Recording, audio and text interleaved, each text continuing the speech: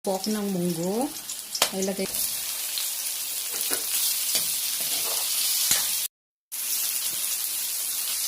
bagoong.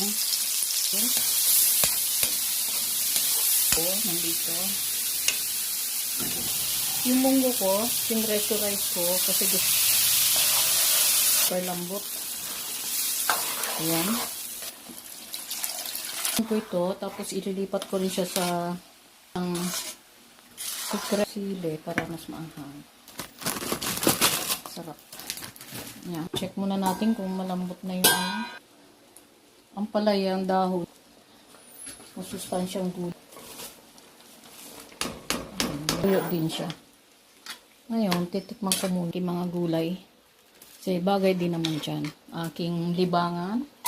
Tatanim-tanim.